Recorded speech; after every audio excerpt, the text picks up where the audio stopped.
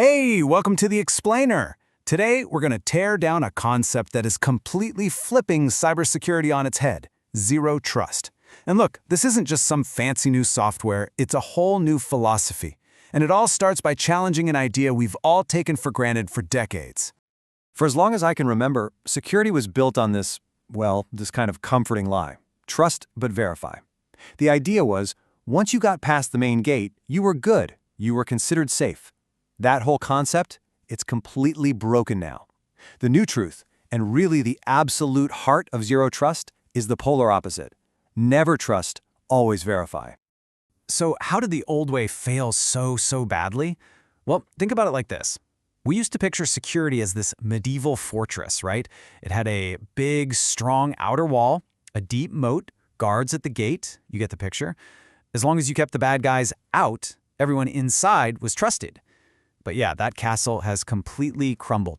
And this is exactly why those walls just don't matter anymore. First, the perimeter just dissolved. I mean, our data isn't locked in one building anymore. It's everywhere, in the cloud, on our phones, and our home offices. Then you've got the insider threat, which became a massive problem. An attacker just needed one stolen password to be inside, and then they could just wander around, totally undetected. And finally, the threats themselves got smarter. They started hiding in plain sight, using encrypted traffic to sneak right past the firewalls that were supposed to stop them. So, out of the ashes of that fallen castle, a totally new way of thinking has emerged, and that is the zero-trust philosophy. It just accepts the new reality, that there are no walls anymore. There's no safe inside or dangerous outside. There's only one thing: the resource you need to get to and your request to access it. That's it. Which brings us right back to this central mantra, never trust, always verify. What it really means is that every single request from every user on every single device is treated as a potential threat until it's proven to be safe. Trust isn't just given anymore, it has to be earned over and over and over again. Okay, so how do we actually build this new security model? Well, it all stands on three really powerful foundational pillars. Think of them as the rules for this whole new republic of security. The first pillar is super simple in concept. Prove who you are, always. The technical term for this is verifying explicitly. This means we're not just checking your password at the front door and calling it a day. Oh no, we are checking your credentials at every single door, down every hallway, and for every single file cabinet you try to open. And this check goes way beyond a simple password. The system is constantly looking at a whole bunch of signals. Is your multi-factor authentication right? Is the device you're using healthy, patched, got its antivirus running? Are you logging in from a place we expect to see you? And maybe most importantly, is your behavior normal? Because if you suddenly start downloading gigabytes of data at 3 a.m., that's a huge red flag. The second pillar is just as important. Access only what you need and only for as long as you need it. This is the principle of least privilege. The whole idea is that even if an attacker does manage to get in, we want to make sure they're trapped in a very, very small room, not handed the keys to the entire kingdom. And we do this with a few really clever tricks. Just-in-time access might give a system admin special rights for only, say, the 30 minutes they need to apply an update. Just enough administration means they can do their specific task, like restart a server, but they can't actually read any of the data on it. And data segmentation basically builds new walls, creating these isolated zones so a breach in one department can't spread to another. The third and final pillar is really a complete shift in mindset.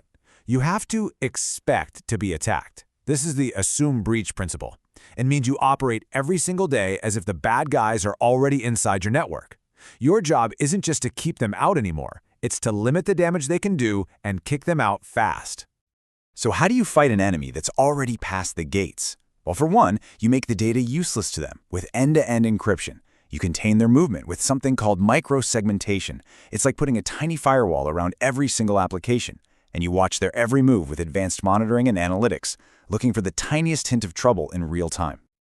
Okay, so we've got the philosophy, we've got the pillars, but how does this all work in the real world? Like, how does a system make these split-second security decisions? Let's take a look at the brains of the operation. So the whole architecture is split into two really simple parts. First, you have the control plane. You can think of this as the brain. It never actually touches the data. Its only job is to make the yes or no decision about access. Then you have the data plane, which is the muscle. Once the brain says go, the muscle handles the actual data transfer. It's a really clean and super efficient way to separate the work. So here's how that plays out. Step 1, your request to access something hits a gateway and bam, it's blocked by default. Step 2, the gateway immediately asks the brain, the policy engine, hey, what should I do? Step 3, the brain instantly analyzes all those signals we talked about. Your identity, your device, your location, your behavior. If everything looks good, it grants a temporary encrypted connection. But here's the most important part. It never, ever stops watching. And that, right there, is the absolute core of zero trust. Trust is not a one-time thing. It's not a checkbox. It is a state that is being constantly reevaluated. So, if you connect from your perfectly healthy laptop, but then turn off your antivirus halfway through a session, the system sees that change, recalculates your trust score on the fly, and can cut your access off in a heartbeat. Now, a really common mistake is thinking you can just go out and buy a zero-trust product off the shelf. You can't. It's not a single thing. It's a strategy, a framework, that you build by getting a whole team of different technologies to work together. So, let's meet the key players on that team. You can think of these as your security crew.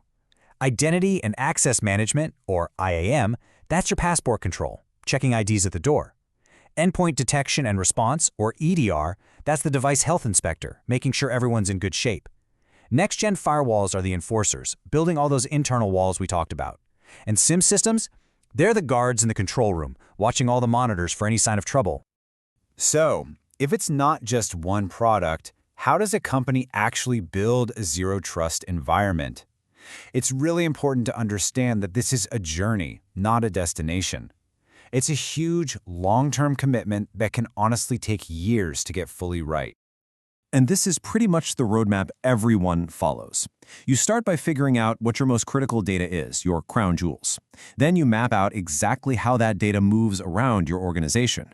From there, you architect your new segmented network, you create all the super specific access policies, and finally, and this is key, you commit to monitoring and maintaining that system forever, because the threats are always, always changing. And that kind of leaves us with a final thought. Zero Trust was designed for big companies, sure, but the philosophy behind it is universal. In a world with no digital walls where our data is literally everywhere, what does it actually mean to be secure? The answer might just be hiding in that simple little mantra: never trust and always verify.